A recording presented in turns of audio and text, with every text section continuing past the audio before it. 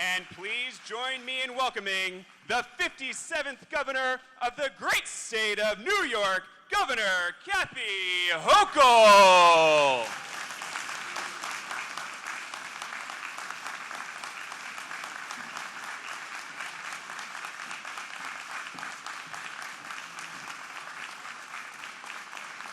Good morning, everyone. What a spectacular day in New York City. We are back at this place once again to make a life-changing announcement. Last time we were here, we talked about how we're helping people get out from the burden of not having enough tuition assistance. And we declared that part-time students were also entitled to tuition assistance, allowing thousands of New Yorkers to be able to continue to live their dreams, to get that education while being able to support themselves. So it is great to be back here at BMCC. It's a site of all good announcements, in my opinion. I do want to acknowledge, I know a lot of our elected officials, many of our elected officials and leaders have been acknowledged. I do want to acknowledge the presence of Superintendent Adrienne Harris. What an extraordinary job she has done in the last year, stepping up to lead a complex organization, Department of Financial Services, but she does it with the authority, but also the depth of understanding that I wanted to have. So I said I would assemble the dream team, and she is further evidence that I've succeeded in doing that. So Adrienne Harris, thank you. Thank you for all you do. I know our elected officials are acknowledged, but there's two who are going to be hearing from shortly, and those are the sponsors of the bills that we'll be signing. Senator Kevin Thomas, bill sponsor, is going to be speaking shortly, and Assembly Member Harvey Epstein. I want to thank both of them for understanding the challenges that our young people are under and helping them, give them some relief here. As mentioned, James Davis, the President of the Professional Staff Congress, CUNY, is going to be speaking, as well as Fred Kowal, President of United University Professions. And I've worked with Fred for, I think, most of my adult life, so great to see everybody here. Now we're talking about not just those who needed tuition assistance, but we realize when we come to a place like this, we can talk about the power of what elected officials can do to lift people up, the power of public policy.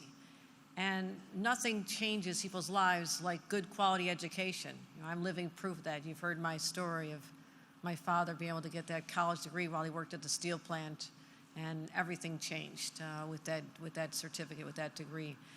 But when going to school means going into debt and putting shackles on you for most of your adult life, then it's not as appealing.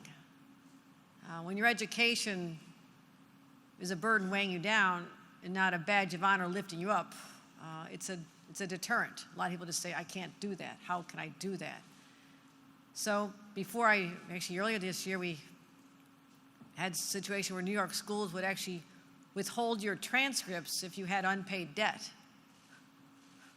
How is that supposed to work for you? How are you going to get out of get the job, and your transcripts, you're not getting the job? So we fixed that. We took care of that problem. So but today we're talking about student loan debt. Last month, President Biden, and thank you, President Biden, and our leaders in Congress,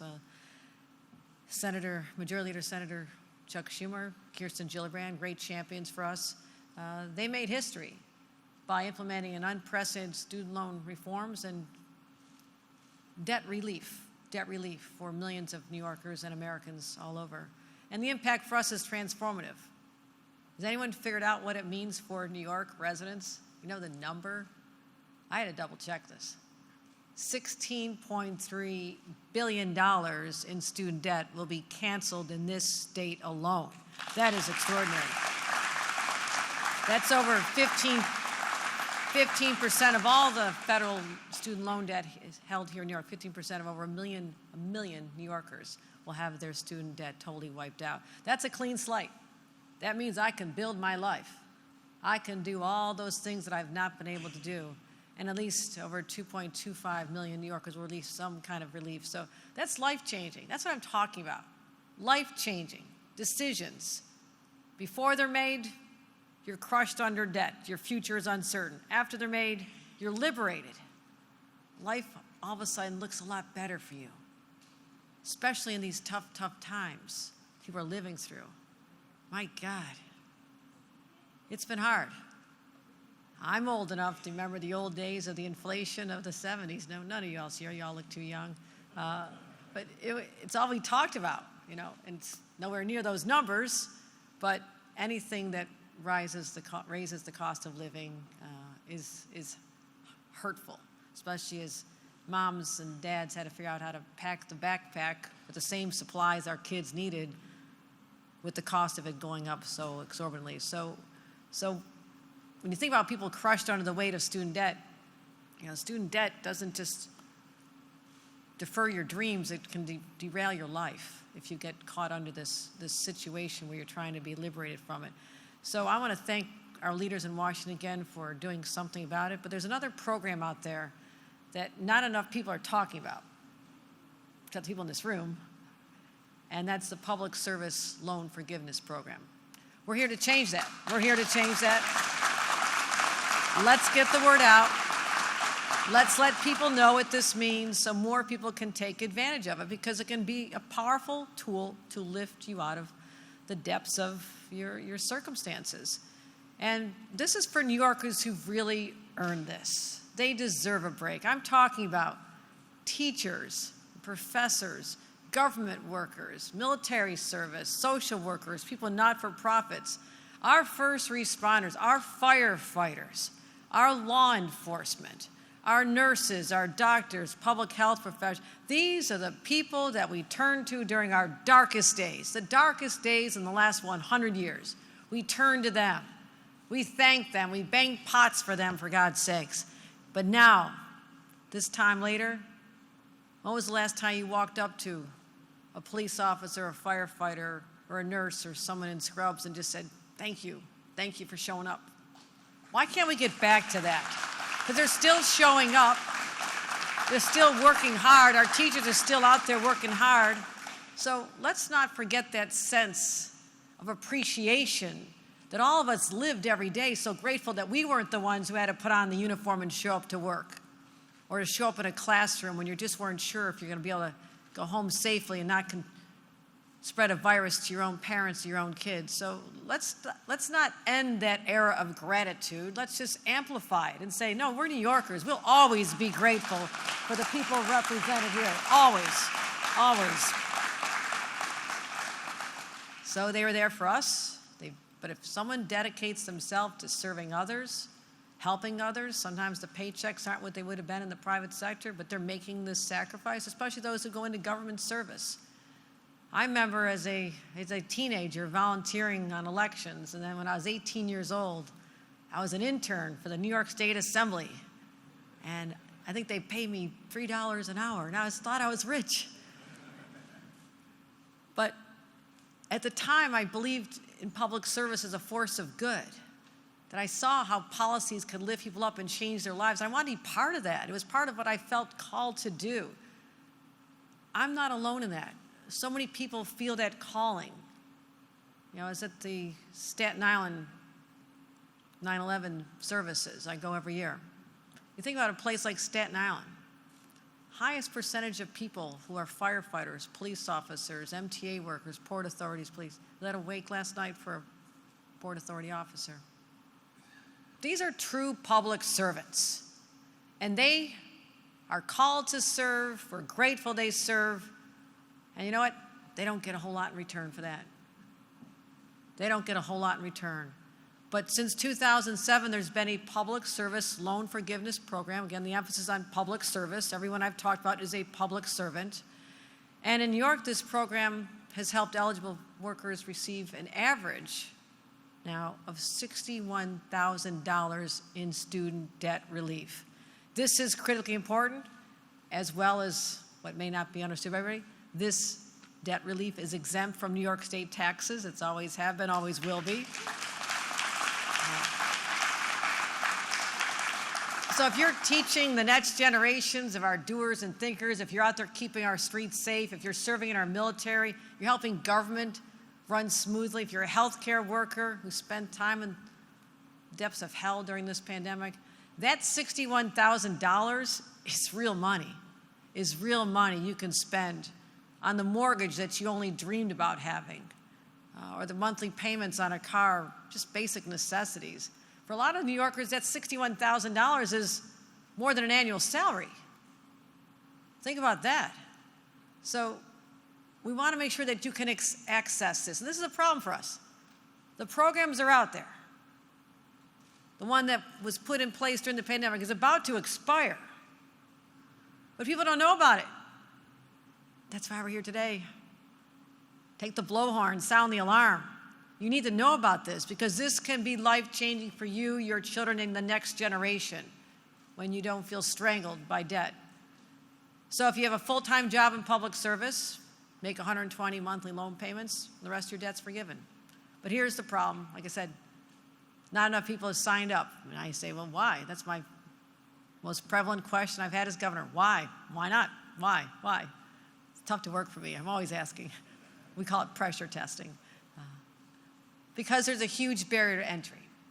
When you peel it back, why is it such a hassle to be able to access a program that's been there for you, it recognizes you, it honors your service, and it'll make your life so much better, but people don't know about it.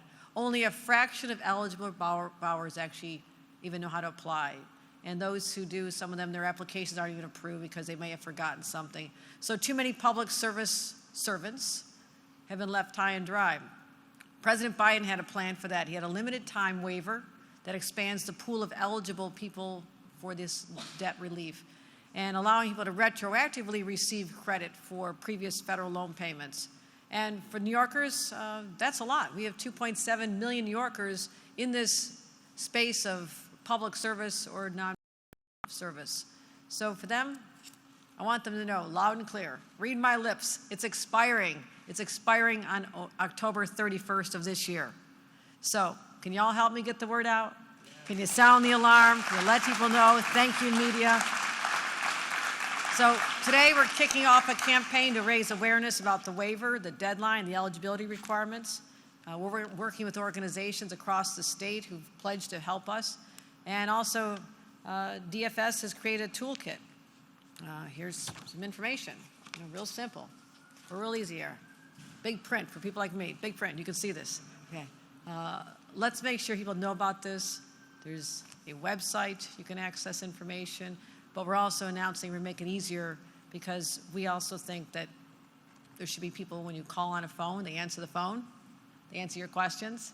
We're also announcing I'll be secondarily signing a bill that makes it easier for other public service employees to take advantage of this. And it establishes that teachers and faculty who work 30 hours a week, including time spent outside a classroom, are considered full-time workers for purposes of this. So thank you, senators. Thank you, Assembly member, for recognizing that some jobs have different hours. They have different descriptions, but they should not be denied the opportunity to be liberated from this debt. So that's what we'll be signing in a few minutes. So we plan on increasing enrollment, decreasing paperwork, the mistakes, the headaches. Let's just wipe that all out. Let's just make it easier. And going forward today, we're going to make an extraordinary commitment to take care of these individuals who made a commitment to help educate the next generation. I also want to mention someone who's here today, Genevieve LaForge, a philosophy professor at John Jay, who's now eligible for this program. She wasn't before. She grew up low income in Pennsylvania. Her mom worked odd jobs to help make the family's ends meet. In 2008, she had to take out a $74,000 loan to go to Penn State, where she studied politics and philosophy. Since then, she's not missed a single payment in 14 years, which means she's already paid $69,000 on the $74,000 she borrowed. But because of interest, she still owes $54,000 more. If it wasn't for the bill we're about to sign, she'd be paying off her loan in another 16 years when she's 58 years old. That's the kind of person we're helping here today. She should not be approaching getting Medicare, having this noose around her neck. So to liberate her, this will help change her life. And you know what she's done? She's dedicated herself to teaching incarcerated individuals at Otisville State Correctional Facility, helped the college pipeline program. So look what she's done. look at the investment we made in her, and she was willing to do this, so thank you. You know, and I just want to tell you what she said about this. Don't take my word for it. She said, what this bill does, it makes me feel whole again. It'll lift up what feels like punishment for the crime of being a poor kid who just wanted to go to college. How many other Genevieves are out there in our state? Let's let them know they don't have to spend their entire adult life paying for the privilege of having a college education. This is New York. We take care of our people. We honor their service. Let's give Genevieve and all the others like her a break, and all the other public sector workers who deserve nothing less. Thank you is nice, but something like this is transformative. So I'm grateful to all my partners here today. Let's get this done. Let's get the word out, everybody. Can we do that together? All right. Thank you very much. With that, I'd like to bring up Senator Kevin Thomas.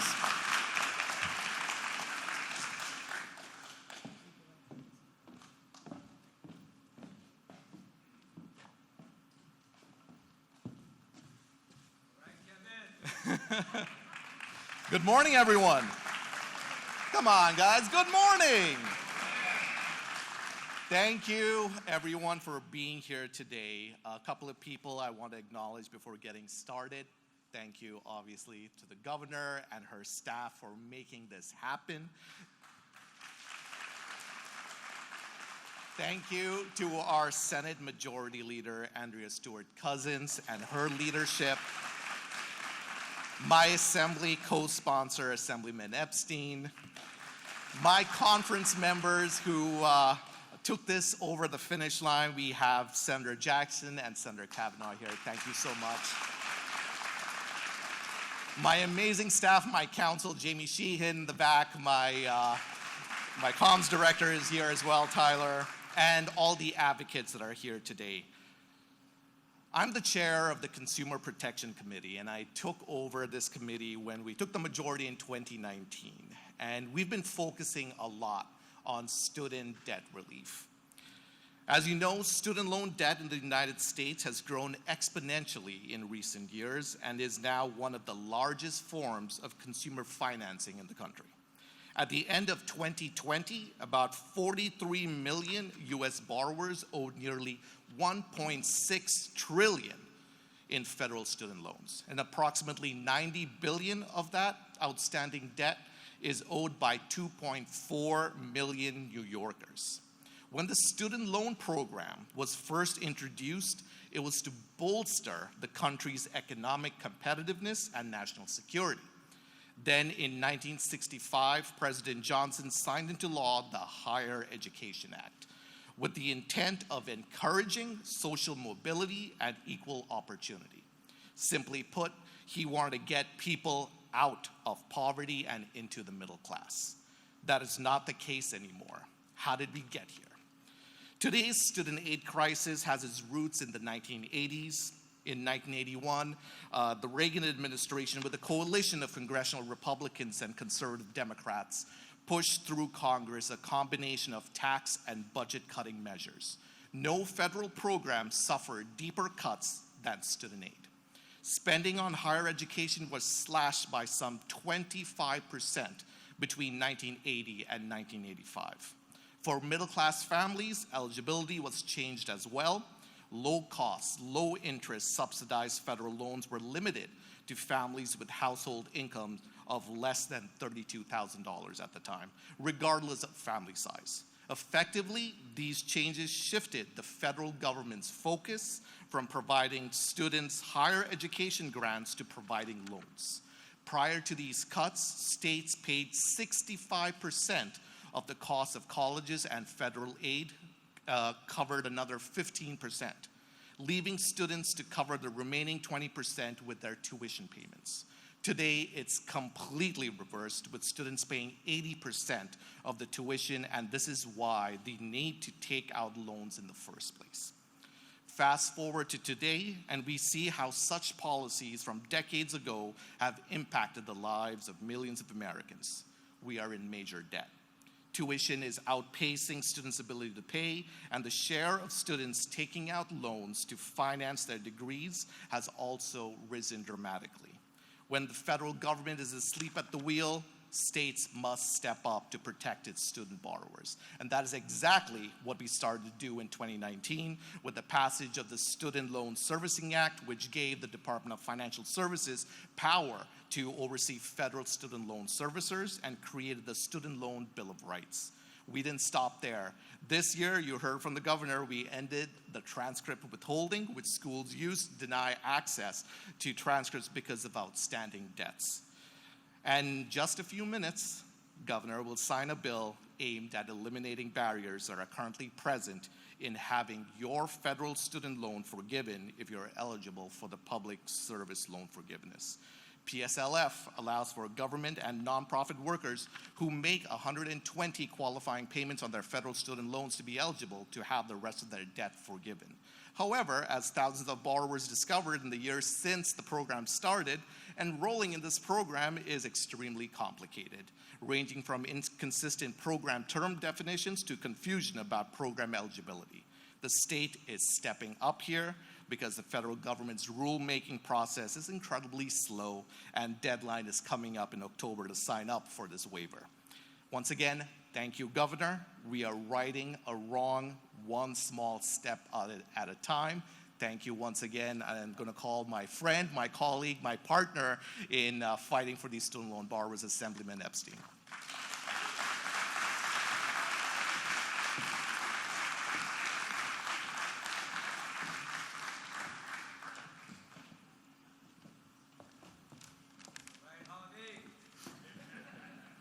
You always know when Robert Jackson's in the room. First of all, I want to thank the governor for all your leadership to help so many students in need and so many borrowers in need, and for signing this bill today. It's really transformative for people's lives. And to Kevin Thomas, who's been my partner on so many higher ed bills, we've had a good run this year, and I look forward to our continued work together to ensure that we protect students and we protect people who are borrowers, and we ensure that they have fairness and justice in the system. I'd like to acknowledge some of my colleagues here. I see Assembly Member Joanne Simon is here from Brooklyn. And as people say in the Assembly, the line of leadership, the 52-year career of Assemblymember Dick Gottfried, who I'm not sure anyone will know what the Assembly is like without Dick Gottfried being there. So thank you for both of you for being here. And so we understand this struggle as people who went through higher education and the cost of going through school. Time and time again, we see families after families not being able to afford college. And once they get through college, having these enormous debts. Student loan forgiveness is an important but underutilized program because it's so complicated, even though there's so many highly qualified candidates who want to go into public service and know about loan forgiveness. Over 500,000 public servants are today eligible for this loan forgiveness, and potentially millions others once the governor signs this bill. Just 2% of New Yorkers currently qualify for current loan forgiveness. 2%. Today, we're here to change that. That's what the president did last year by giving people another shot in. People have until October 31st to be able to apply retroactively for this relief. What we're saying is to educators and nurses and public defenders and community organizers who took on debt to go to college, that they have the opportunity to forgive that debt by setting clear guidelines and eliminating the confusion that has been so many barriers for this enrollment. And for those who teach for multiple classes, creating a multiplier effect to ensure that the work that they do outside the class hours are accurately reflected, and to ensure that the agency remits paperwork for those workers to the federal government to help so many more New Yorkers to forgive that debt. Again, this waiver expires on October 31st, so we all have a responsibility over the next 6 or 7 weeks to educate the 20 million New Yorkers and those that might be eligible for this loan forgiveness to apply now. I encourage all the public servants out there, nonprofit workers, to have student loans, to learn more about this, and to work with the Department of Financial Services to be eligible for this relief. As more and more New Yorkers are eligible for loan forgiveness, we need to make sure we take additional steps around any other implications that this taxes may have on New Yorkers. Again, Kevin Thomas mentioned earlier the transcript withholding bill that the governor signed earlier in this year. We saw time and time again where students' transcripts were being withheld for either a $5 book fee or even $5,000 in outstanding debt. But withholding that transcript prevented people from moving forward. Loan forgiveness and not forgiving this debt prevents people from moving forward. We're closing that barrier today. Again, I want to thank the governor and Senator Thomas for all his partnership and for the amazing advocates here. The Student Borrower Protection Center, the New Yorkers for Responsible Lending, PSE, USC, UPP, NYSIT, and all our other labor allies to help us get us over the finish line. We are doing this together, and without you all, we won't be able to help people make a difference in this city, state, and country. And that's what we're here to do, to allow public servants to be just that, public servants. So thank you. And now I want to bring up James from PSE CUNY, who really been a leader on this effort to get this done. Thank you, James.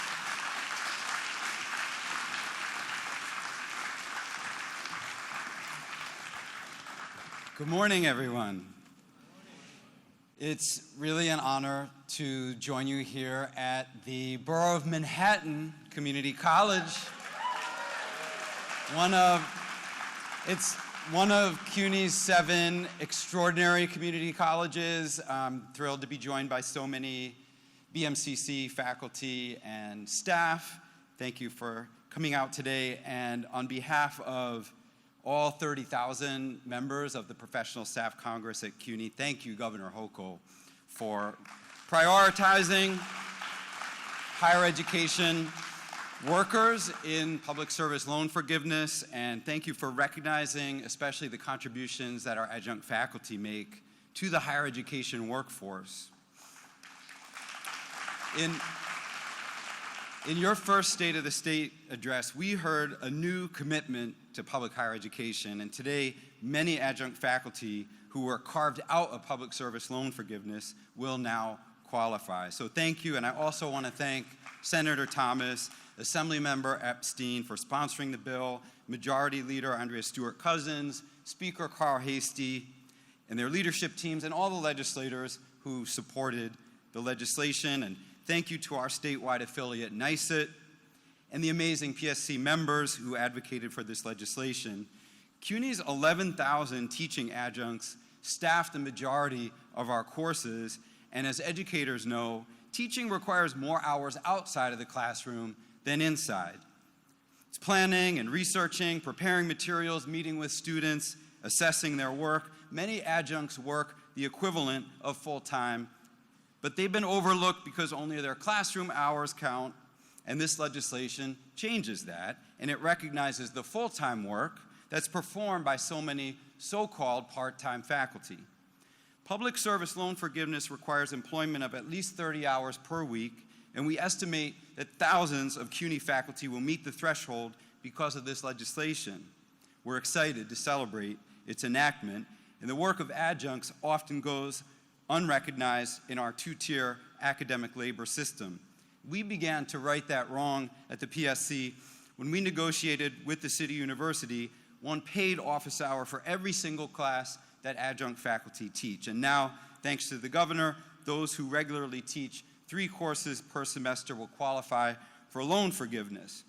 So this legislation is a step forward to fixing the student debt crisis that prevents so many New Yorkers from living their best lives. And when we confront the student debt crisis, we also address structural racism because Black college graduates are saddled disproportionately with debt. On average, Black graduates owe $25,000 more in student loan debts than their white counterparts. So we're grateful to Governor Hochul for her continued commitment to CUNY, and today for putting money back into the pockets of our members and into New York's economy. We appreciate the work that you and the legislature have done to help many CUNY faculty members eliminate their student debt and to bring a critical measure of equity to New York's higher education workforce. And now I'm pleased to introduce my counterpart in the SUNY system, Dr. Fred Cole, the president of United University Professions.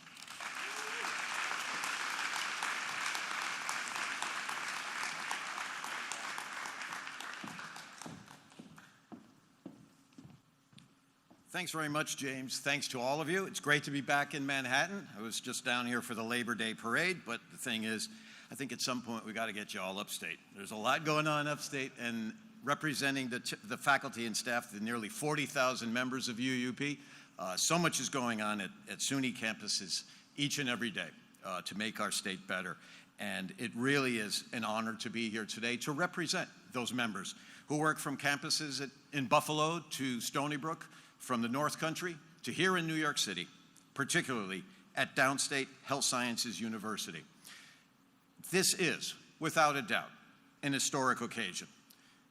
For well over a decade, SUNY has been neglected by the state of New York, but starting with your State of the State in January, Governor Hochul, you made it clear that those days are behind us. In articulating a set of ambitious goals for SUNY, and making a commitment to the work that UUP members do each and every day on behalf of our students, our patients, and the communities in which we live, made it clear that those neglectful days were over. And today, we are taking an important step forward because this legislation, championed by Senator Thomas and Assemblyman Epstein, shepherded through the legislature by Senate Majority Leader Stuart Cousins and Speaker Hastie, reaches out to those who have been burdened by student debt through no fault of their own. Believing in the promise of higher education, those who will benefit from the expanded Public Services Loan Forgiveness Program undertook the education that they did because they believed it would improve their lives, the lives of their families, and their communities. Due to the skyrocketing cost of higher education, far too many have been left with unjust burdens on their financial situation.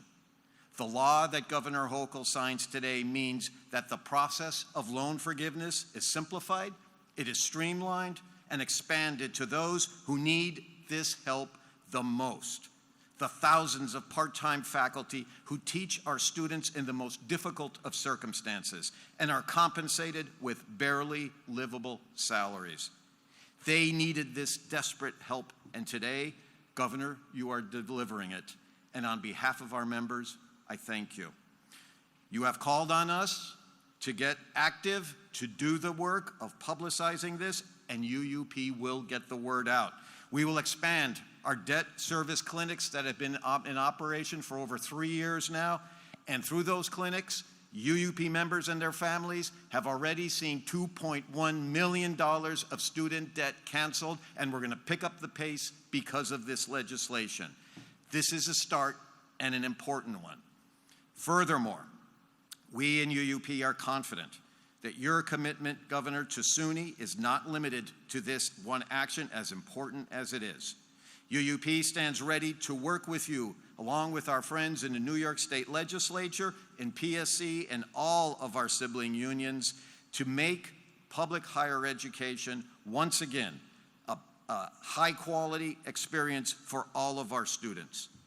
Further, this work that we do together will serve to build up every area of the state where New Yorkers are eager and willing, especially the members of UUP, to move our great state forward so that it can be the standard by which all states are measured for their commitment to a just and humane society for all. Thank you, and let's sign the bill.